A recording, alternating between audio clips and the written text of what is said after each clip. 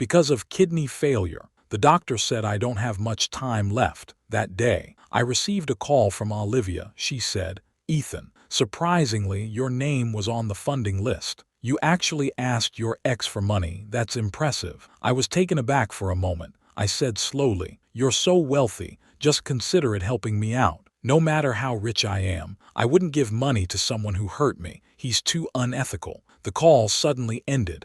I looked at that familiar number. I smiled helplessly. Maybe it's fate. Let me quietly donate my left kidney to her, to forever protect her. I had just left the hospital when I received a call from my childhood friend Michael. He said, "Let's get together tonight, same old place." I looked up at my haggard and exhausted face in the glass window. I refused as soon as I opened my mouth. "Don't be so heartless. I'm incredibly busy. It's not easy to come here, thinking that I might never see you again in the future." I agreed. I pushed open the door to the private room. I didn't expect to see a familiar face. It's been 6 years since we last met. Olivia is no longer that naive girl. She has gained a touch of maturity. Her beautiful oval face looks even more radiant and elegant. "Olivia, let me introduce you. Who is this?" That's when I noticed a pretty handsome guy sitting next to her. She continued speaking. "No need. He's just my ex. But it's a good opportunity to formally introduce you to him." She looked at the handsome guy gently. Her eyes were full of affection. "This is Ethan, my boyfriend Daniel." I coldly nodded. I found a seat a bit farther away. Olivia looked me over with a scrutinizing gaze. "Speaking of which, this is how you treat your benefactor." I silently watched her. Complex emotions surged within me, but the words that came out sounded different. "Are you willing to help only if I have a good attitude? What exactly do you want me to do? Are you saying I should kneel and beg you?" Olivia got angry. She stood up and slapped me. "You are still so shameless." I originally wanted to speak calmly, but after seeing her boyfriend, I couldn't control my emotions. Blood seeped from the corner of my mouth. I started feeling unwell. I didn't dare to tough it out. I quickly leaned back against the chair, but I couldn't lose my momentum. I took a deep breath and said calmly, "Olivia has plenty of money, just borrowing hundreds of thousands from an old classmate, borrowing face to face.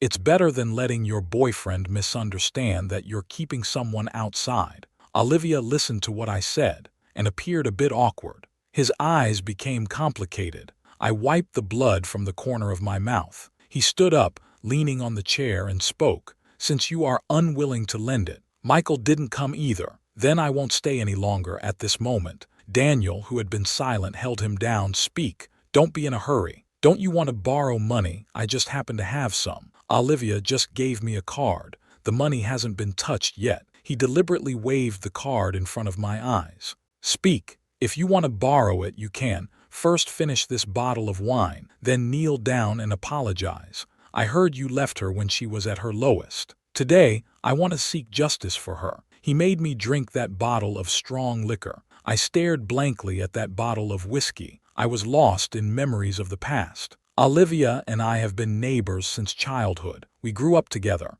We can be considered childhood sweethearts. During college, we chose Stanford in the same city. We became alumni. We spent our college years together. We were the envy of the campus as a young couple. After graduation, we both worked hard. We endured the tough times when our salaries were low after starting work. To establish ourselves in this city, we supported each other. We fought together back then. We were particularly hardworking while we were still young. Besides our main jobs, we also took on side jobs. Life gradually improved. We also saved some money, but Olivia suddenly fell ill. She developed severe nephritis. She needed to undergo dialysis regularly. The doctor told me if her condition continued to worsen, it could eventually lead to both of her kidneys failing. I cried in secret for her. Then I started working day and night, rushing to meet deadlines and taking on part-time jobs. I secretly hoped to find a suitable kidney source soon, but her condition progressed faster than I expected. It suddenly worsened after 6 months.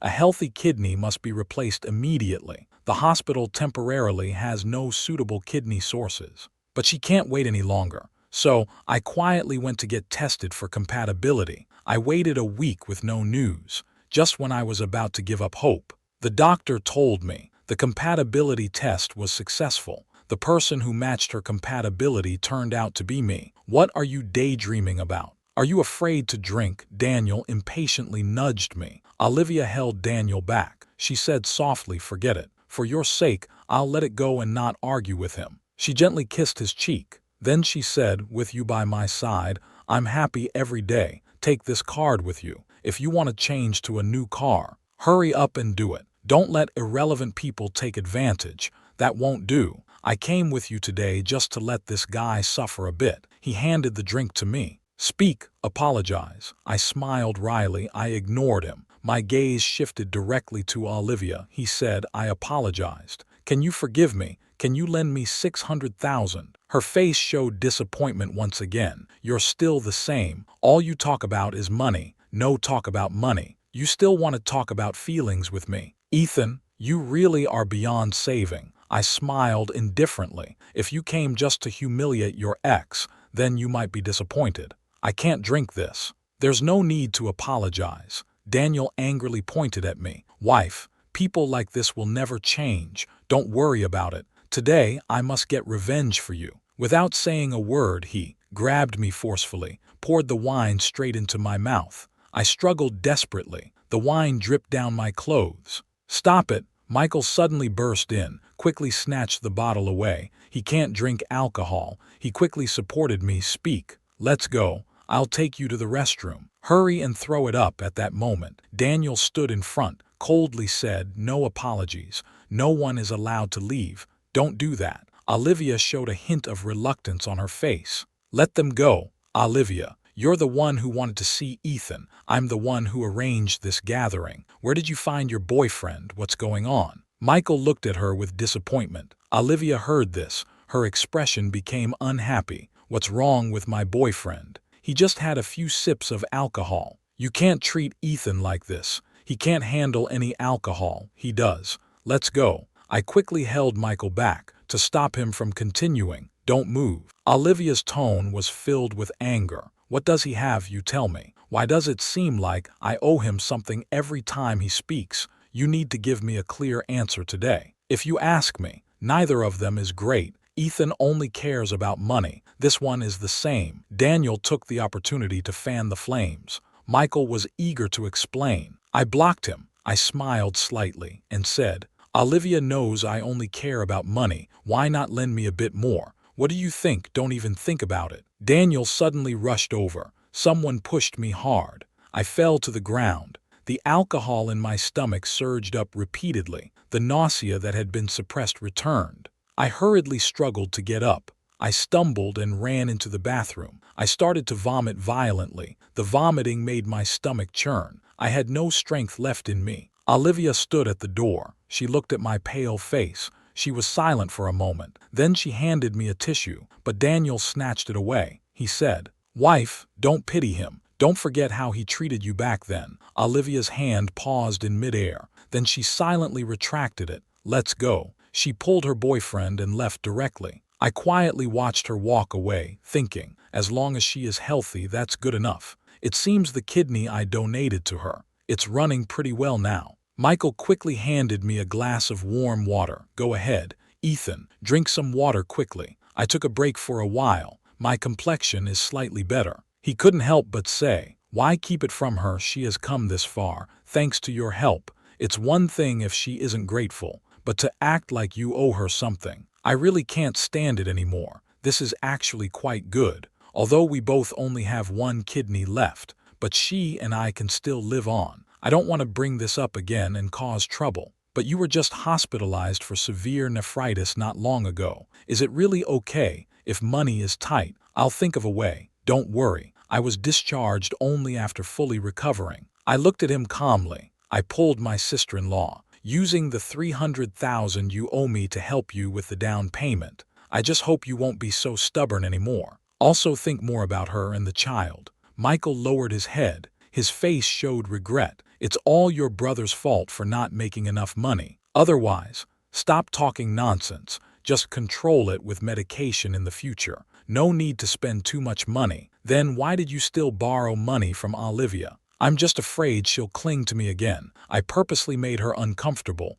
Really, you didn't lie to me. What would I lie to you for? Michael laughed lightly. I also pretended to be generous. He laughed heartily, but felt a bit sad inside. Brother, I'm sorry I still lied to you, but I don't want to trouble you anymore. I've come this far. It was my own choice. You just live your life well back at the rented place. Finally, I can relax, no longer forcing myself. The weariness on my face couldn't be hidden anymore. I collapsed onto the bed. I didn't want to move at all. In the middle of the night, a wave of pain jolted me awake from my dreams. Some part of my body started hurting again. I felt like I couldn't hold on much longer. I curled up into a ball. I could only endure it, waiting for the pain to slowly subside. To make myself feel a little better, I fumbled to turn on the switch. The starry ceiling light lit up. This was a gift I gave to Olivia before. Back then, we were always too busy every day. We always dreamed of having a free-spirited trip. We once dreamed of watching the stars and the sea together, but due to various problems in reality, this wish has never been realized. Later on, I bought a lamp. Every night we held hands, falling asleep while looking at the starry sky. This became our little joy. After the divorce, I silently picked up the lamp that she had thrown away. This lamp has been following me everywhere, but I haven't dared to turn it on for a long time. Every time I do, it feels like I can see Olivia crying. On the day of the divorce, she was kneeling on the ground, desperately begging me not to leave. I didn't want to continue the therapy. I really didn't want to anymore. I just hoped you wouldn't leave and that you would stay by my side in the end. I had long been unable to tolerate living frugally and paying bills every day. I don't want to see you anymore, and I don't want to compromise for even a day. I have to leave immediately. Olivia, you spend too much money. You're practically trying to bankrupt me. Hurry up and sign. I know in my heart she loves me more than she loves herself. I'm worried that if she knows the donor is me, she would rather choose an extreme way than accept it. Yet I ended up using such hurtful words to stab her. Until now, I can still clearly remember the shock and despair on her face. It was like being caught off guard, suddenly stabbed in the heart by the most trusted person. Therefore, I've come this far. It's partly my own doing. I don't blame her for hating me. If I were her, I might have been even more ruthless, spoken even more harshly. I looked at the little money in my bank account. I continued to stare at the starry sky on the ceiling. In the days that remain, I originally planned to quietly await the end of my life. However, surprisingly, Michael found me a new job. He advised me, don't stay up late writing anymore. Switch to a more relaxed job. It's also good for your health recovery. A security job in a high-end community. What do you think? This job should suit you pretty well. It's suitable. It's suitable. You're just afraid I'll be bored. This job really doesn't require much thinking. It's just watching the surveillance, just guarding the gate. That day, I had just opened the main gate. Through the open car window, I saw Olivia's face again. I didn't have time to dodge. I hurriedly turned my head away. Just at that moment, the remote control in my hand stopped working. Why is it so slow? Daniel was sitting in the driver's seat. He took off his sunglasses. His tone was filled with impatience. I felt anxious inside. I kept pressing the remote control. He was staring straight at me. Suddenly, he grabbed a golf ball and threw it at me with force. I can't even do the security job right. I'm truly useless. I fumbled around for ages and still couldn't open the door. Olivia was startled by his sudden action. Only then did she turn her head to look at the guard room. She just happened to see the redness and swelling on my forehead. She took the other remote control handed to her by a colleague. She hurriedly opened the door. She was taken aback. She raised her hand to grab Daniel and said, "Don't pay attention to him." "Oh dear, I'm sorry, so it's you." Daniel raised an eyebrow. His tone was exaggerated. "How come you ended up working here? If you hadn't divorced Olivia back then, you wouldn't be reduced to being a security guard now. I really misjudged you." The colleagues who heard this looked at me with astonishment. The people at the door also gathered around, forming a circle to watch the fun. I shot Daniel a cold glance. I didn't want to say much, but he stared wide-eyed. "What, did I say something wrong? You insisted on divorcing and abandoning her back then. Now you're down and out, asking your ex-wife for money, and if you didn't get it, you deliberately came here to be a security guard, just to make others uncomfortable. Being a security guard is also a legitimate job. It's better than relying on a woman to support you. I couldn't help but make a sarcastic remark. As Daniel drove past the gate, he suddenly slammed on the brakes, then slammed the car door shut. He walked over and grabbed me. He slapped me hard a few times. I struggled desperately, but my body felt limp. I had no strength at all. He kicked me down to the ground. I felt a warmth in my nose. I awkwardly wiped it, but the nosebleed wouldn't stop. My mouth was filled with a metallic taste of blood. I struggled to get back up. I spat out a mouthful of blood. I endured the excruciating pain in my body. I said nothing. Olivia walked over. She looked at me coldly and said, "I can spend my money however I want. That's my freedom. As for you, you previously begged me to support you and failed. Now you come here to disgust me. It's truly ridiculous. Don't you just want money? As long as you are willing to kneel here for a day, I will give you 200,000. She opened her bag and threw a stack of cash directly in my face. "Say it. This is for medical expenses. How about it? Do you want to make quick money?" She showed a mocking smile, but her gaze was as cold as ice. "Kneel. Why not take this easy money quickly?" Daniel sneered. He stomped down hard on my fingers with his leather shoe. I couldn't stand the pain. I tried hard to push him away. Instead, he gripped my shoulders tightly. He leaned close to my ear and whispered a warning. "Take the money and leave immediately. If I see you again, I won't spare you." Outside the door, the crowd began to jeer along. Someone whistled and said, "You really are lucky, dude. No price to pay at all. Just kneeling for a moment can earn hundreds of thousands. He's as thin as a rail. How could a rich woman be interested in him? Hurry up and kneel. Quick, kneel down." I just love watching this. Everyone's getting more excited. More and more people are gathering around. They all want to see this good show. I wiped the blood off my face with my sleeve. I took a deep breath. I smiled at Olivia. "Say it. Isn't 200,000 a bit low?" Olivia's pupils immediately constricted. In her shocked expression, anger slowly ignited. "How much do you want?" She gritted her teeth. She said each word slowly. 600,000. I can kneel for 2 days. I smiled slightly. The corners of my mouth lifted gently. "All right, you kneel down immediately." I endured the waves of pain in my body. Still, I maintained my usual nonchalant demeanor. "Pay half the deposit first. I'm afraid you might back out later." "All right, I'll do it. Since you value money so much, I'll satisfy you with money." She couldn't hold back any longer. She suddenly opened her bag and slammed bundles of cash heavily on my head. Blood streamed down my forehead. It blurred my vision. She was completely oblivious, still desperately venting, as if she wanted to pour out all the resentment in her heart. My exhausted body can no longer hold on. I just collapsed onto the ground. But Daniel shouted even louder, "Get up. You're pretending to be dead when there's money to be made." I can't get up anymore, but I can still move. I painstakingly picked up the blood-stained money around me. I held it tightly against my chest. Olivia was even angrier. "Ethan, is it true that you can't live without money? Why are you in such a hurry?" I gave a bitter smile. "Me, it doesn't matter." Olivia rushed over, losing control of her emotions. "While shouting to give it to you, all for you," she kept hitting me with her bag. Suddenly, Michael ran over with a bag of fruit. He shoved her away forcefully. "Are you crazy? You can't even stand him as a security guard. If it weren't for him donating his left kidney to you, how could you possibly be alive now?"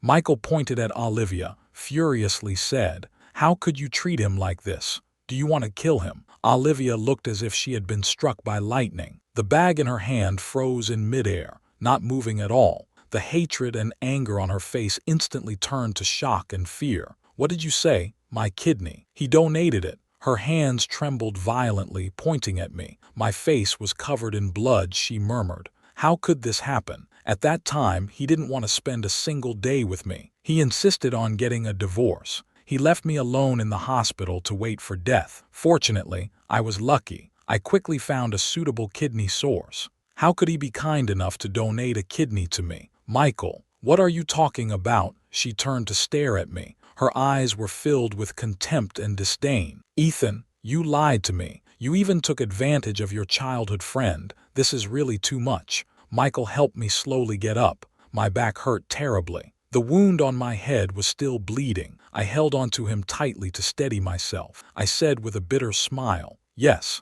I do often lie. I will use everyone around me that I can." "Stop talking nonsense. Ethan, you clearly saved her. Why not admit it?" Michael urgently defended me. "Stop talking. Haven't you all had enough of this farce? It's truly never-ending." Daniel suddenly appears. He grabs Olivia. "He just wants money. You already gave quite a bit. Don't listen to their nonsense. Let's go back." He shows a sarcastic smile. He kicks the money on the ground towards me. "Your acting is terrible. I really can't bear to watch. Let's hurry and leave. Make sure to hold on to the money. If it gets stolen, this performance will have been for nothing." He deliberately speaks loudly. At the same time, he glances at the group of people blocked by the security outside. I bend down, struggling to pick up the money, wrap it up in my clothes. My desperate appearance makes Olivia feel uneasy. She gives a cold smile, stepping on the last stack of money, picking it up while kneeling. "Didn't you just say you would kneel all day?" "Yes,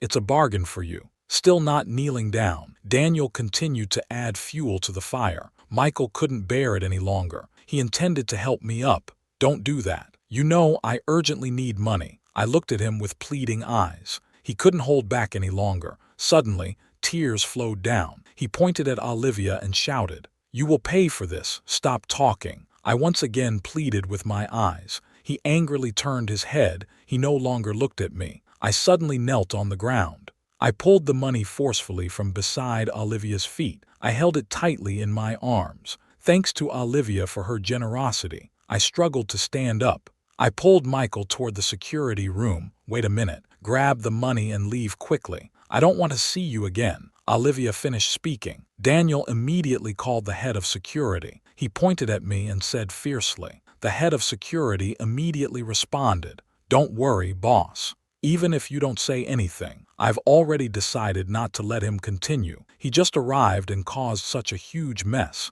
He can't stay any longer." Why, clearly they are the ones stirring up trouble. Michael looks very dissatisfied. The security captain impatiently urges him, "Stop talking nonsense. Hurry up and leave." Daniel suddenly pushed me. I immediately raised my hand to block. "Speak." I took the things and left. "Go, leave immediately." He continued to push me roughly. Seeing Michael about to rush up and fight him, I quickly grabbed him. "Forget it. It's just a scarf. If it's lost, then it's lost." I was unwell before. I was particularly afraid of the cold, so I left a cashmere scarf in the security room. Olivia hand-knitted this scarf for me in college. Over the years, it has accompanied me through countless sleepless nights. Now, I'm about to lose it too in my ears. Daniel is still shouting, "What's so good about this broken thing? Hurry up and leave." I scoffed. "Yeah, I've got money now. I can afford to give up anything." That's what I said. He pulled Michael and turned to leave. After depositing the money into the card,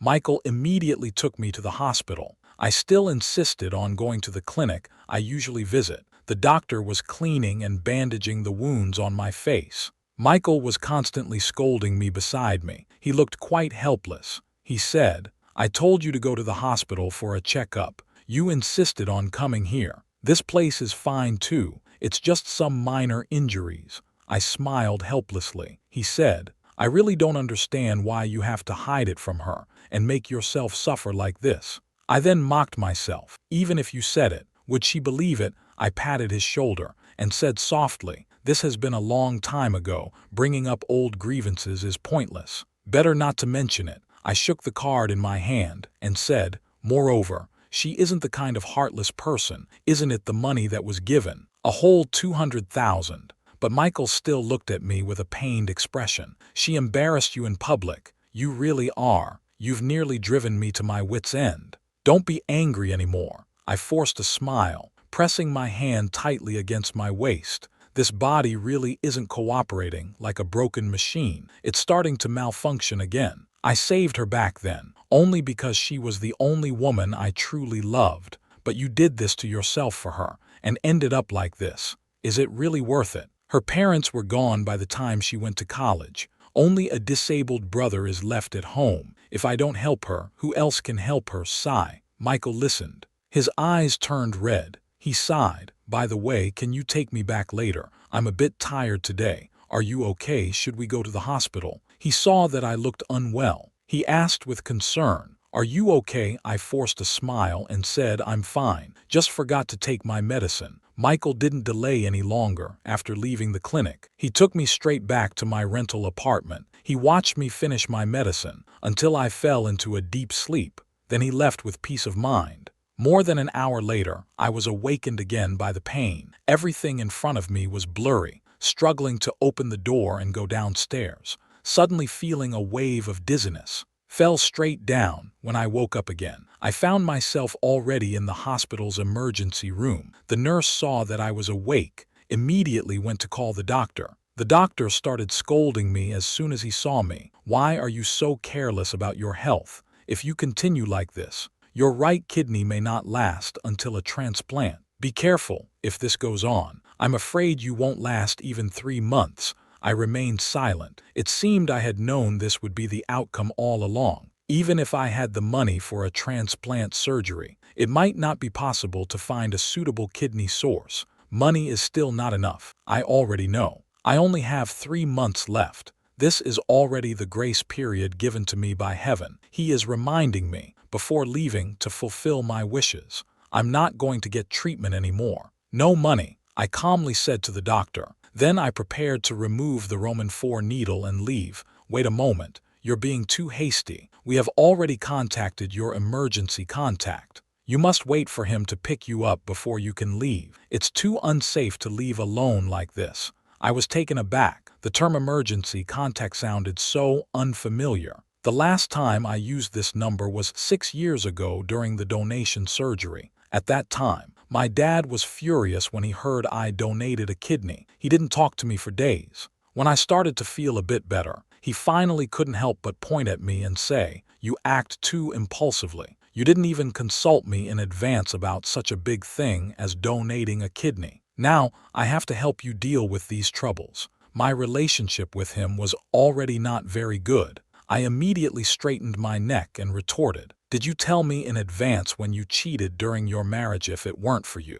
my mom wouldn't have been so angry that she left me to go abroad. This matter is a tangle between him and me. We've argued several times before. Then we had a cold war for a few years. You're so impressive, so opinionated. Why do you still want to contact me? All right, starting today, I won't take the initiative to contact you again. I mean what I say. I heard that after he remarried. I haven't taken the initiative to contact him since, but I forgot to change the emergency contact thing, thinking about facing his angry expression later. I quickly sat up and started tearing off the tape. A little nurse walked over with a stern face. She grabbed my hand tightly. What do you want to do? Do you want me to call the friend who brought you last time? Lie down quickly. Your contact is already on the way. If anything happens to you, we can't bear this responsibility. I thought for a moment and obediently lay down. The one who brought me last time was Michael. Sigh,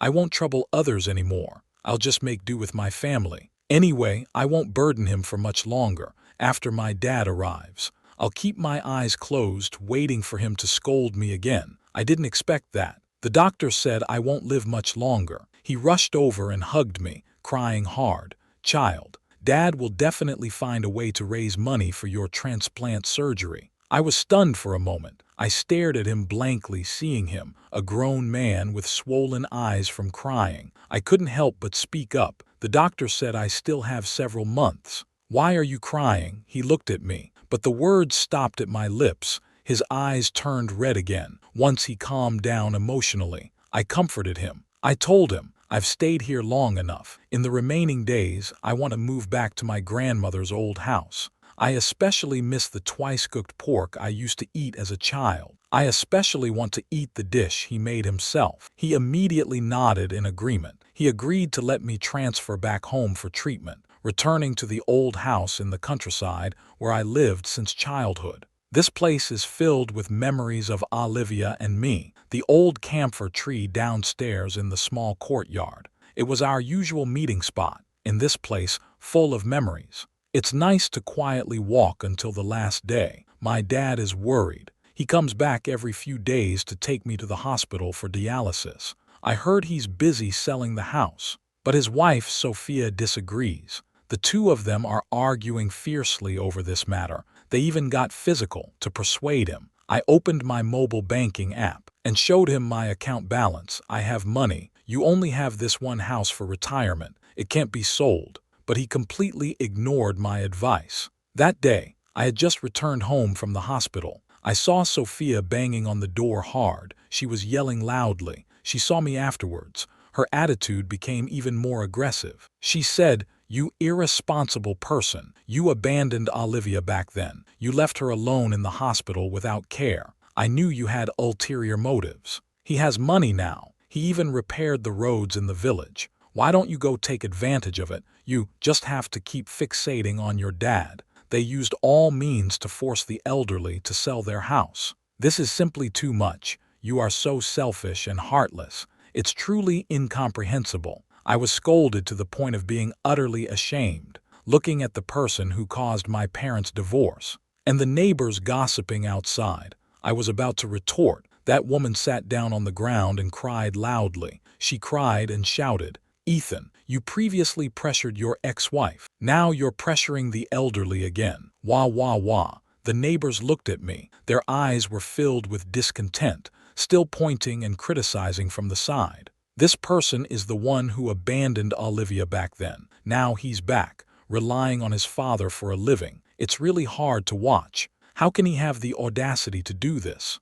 He does this. He isn't afraid of others talking behind his back. Yeah, he is so heartless. Old Zoo has truly been blinded. He actually wants to sell the house to help him. Today's young people, when things aren't going well outside, they come home and rely on their parents, like little wolves waiting to be taken care of. I raised my head. I felt a bit dizzy. The people in front of me, many of them are old neighbors from years ago. Everyone is familiar. But now, their words are like sharp knives. They cause me great pain. My face turned pale. My lips trembled. I wanted to explain but couldn't make a sound. Words seemed to be stuck in my throat. Since I'm about to die, what does it matter to admit all of this? I'm no longer entangled. I took a deep breath. I turned around and walked away. He didn't say anything. Isn't that an admission, having done something wrong? Of course, I didn't dare to speak. Everyone was still discussing it incessantly. The voices were kept very low. I kept my head down. I continued to move forward with difficulty. Suddenly someone grabbed me. I looked up. It was Dad. He said with a face full of anger, "Don't go. Don't be afraid of them. Sophia, don't go too far. If you have the ability, come directly to me." What kind of ability is it to curse my sick son? Sophia was taken aback for a moment. Then she immediately yelled furiously, "He is so seriously ill. That's his own doing. What does that have to do with me? He hasn't come back even once in all these years. Now he suddenly appears and wants to claim the house. Who knows what he's been up to outside? What illness did he get? He's about to collapse." She took a step back with a look of disgust. Covering her nose, she reminded the neighbors nearby, "Stay away from him. Be careful not to get infected. If you keep talking nonsense, I won't hold back." My dad has completely lost control. With red eyes, he rushed up and slapped her hard. "My son is like this because he donated a kidney to Olivia. That's why he has become like this now. How could you say such a thing to slander him? You're going too far. I really misjudged you back then." After saying that, he hugged me, who was in shock, and started crying sadly. Olivia was accused of being ungrateful and still refuses to admit her mistakes. At this moment, a person walked out of the crowd. "It's a bit difficult to walk. He's Olivia's brother, Uncle Zoo. Are you really saying this? I wish it were false. Your sister was in a hurry to get a kidney back then. As a result, this guy immediately donated a kidney. Looking back now, what are the odds of such a coincidence in this world?" My dad was so angry he pointed at me. He continued to scold me. "How long do you plan to keep this a secret? Look at how things have turned out now. I really feel it's unfair for you. You know that girl absolutely refuses to admit it. She insists that we conspired to trick her."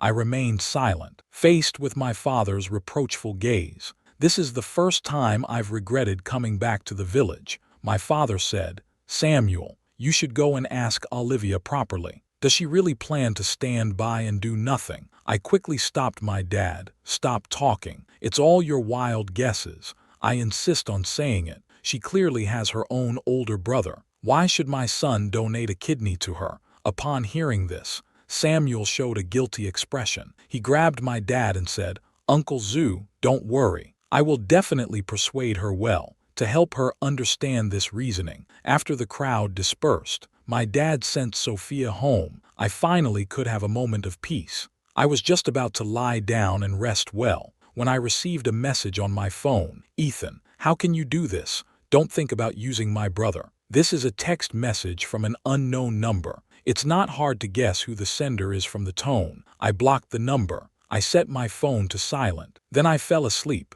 It seems I can't stay in the village any longer. I returned to New York. Michael just helped me book a hotel room. "Just call and ask, 'Where are you now?' I'll come find you right away. Let's meet at the noodle shop we often go to." He asked me as soon as he arrived, "Why did you come without saying hello?" "Uncle Zoo is almost worried sick." "Michael, I was wrong. I really shouldn't have gone back to the old house. You shouldn't have kept it from me. You're so seriously ill. How could you just run around like this? Come back home with me. I'll stay for 2 days and then go back." I told a lie. "Are you feeling okay? How about we go to the hospital and have a look? I just came back from dialysis. Don't worry too much. I've already promised the old man, as soon as there's a suitable kidney donor, I'll go for the kidney transplant surgery immediately. You should have understood this long ago. Actually, I've already booked a flight to San Francisco for the next day. At the last moment, I just want to quietly leave on my own." But in front of Michael,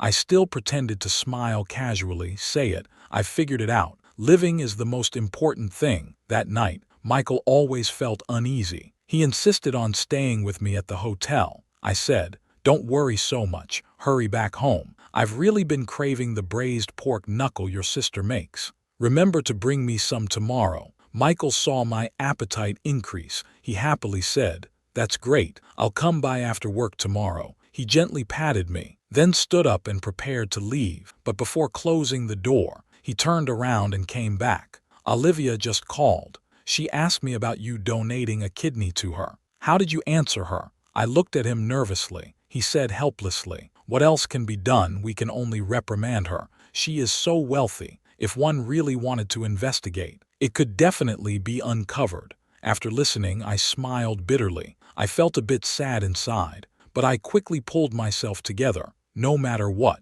I'm leaving tomorrow. From now on, I will no longer have any connection with her. The next day, I woke up early in the morning. I sat by the window, quietly watching the sun rise. From now on, I will cherish every day even more. After finishing breakfast, the phone rang again. It was another unknown number. I answered it a bit impatiently. "Ethan, Olivia had a car accident. Where are you right now? I'll send someone to pick you up." On the other end of the line, Daniel's voice sounded very anxious. I said anxiously, "I'm at the Hilton Hotel." He replied, "Okay, I'll be there soon." After hanging up the phone, I was restless. My heart was pounding. Fortunately, I saw him shortly after. He had a serious expression. Not a word was said. He drove me away quickly. After getting no response, I didn't dare to ask more. I just wanted to see Olivia as soon as possible. She must not be in any trouble. But the car veered off course. It kept going further away. I couldn't help but ask,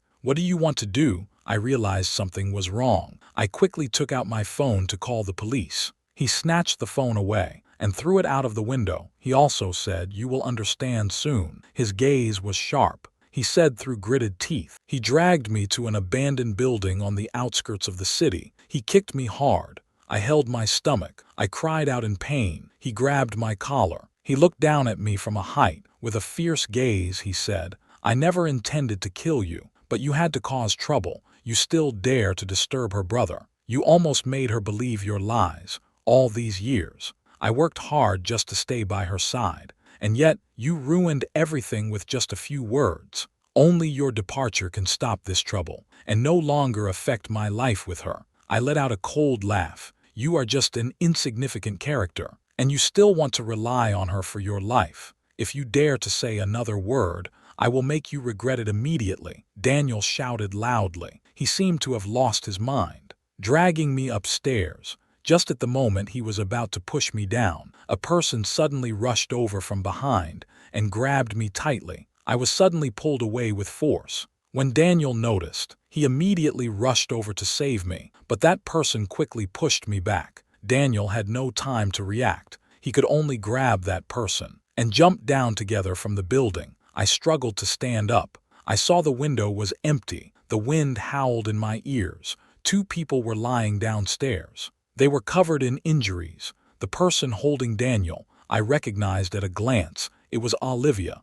I staggered down the stairs and saw the empty ground. The 2 were still gasping for air. "Olivia, you will be fine. Hang in there." I trembled as I searched for my phone. When the ambulance came rushing in, I tightly held her hand and got into the car. After a long wait, the lights in the emergency room finally went out. I forced myself to stand up. I rushed over and grabbed the doctor's hand. "How is he doing? Was the rescue successful?" The doctor shook his head seriously. "His ribs are broken, and it has pierced his lung and spleen. Plus, the patient had previously undergone a transplant. The situation is very dangerous. You should hurry in to see her one last time." I rushed into the ward in a panic. I leaned down close to Olivia. I softly called her name by her ear. She struggled to lift her hand. In a hoarse voice, she said to me, "Ethan, I want to hear you call me again. Olivia, Olivia, please don't go, don't leave me. Olivia, I want to say something, they are all here."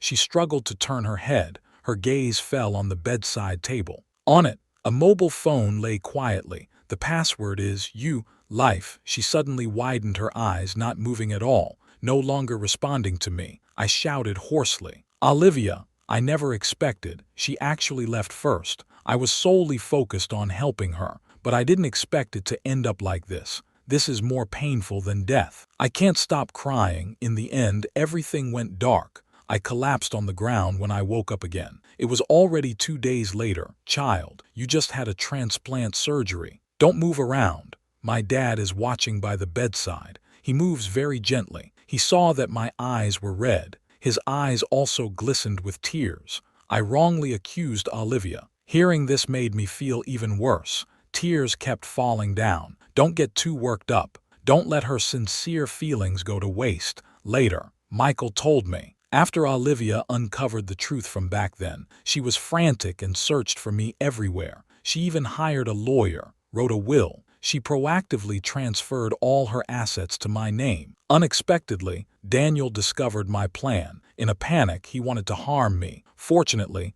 Olivia found him through her phone's location tracking. She risked everything to save me. To save me, she paid a heavy price. Ultimately, she tragically passed away, and although Daniel didn't die, he lost his right leg. After learning that her condition was not optimistic, she insisted on hiding it from me and signed the organ donation form, specifically stating that her kidney should be left for me. Upon hearing this, a wave of indescribable sorrow surged within me. The bond between her and me, it's truly complex and winding, filled with coincidences and surprises. After being discharged from the hospital, I learned that Daniel was sentenced to 20 years. The hatred in my heart was slightly alleviated. I made an appointment with Olivia's brother to visit her together in the quiet cemetery. Her delicate black and white photo seemed to silently tell endless stories. I planted clusters of pink peonies at her grave. These were her favorite flowers in her lifetime. "Olivia, thank you, however. I have decided to transfer all your assets to Samuel. No, I am not worthy." Samuel suddenly knelt before the grave. He cried out loud.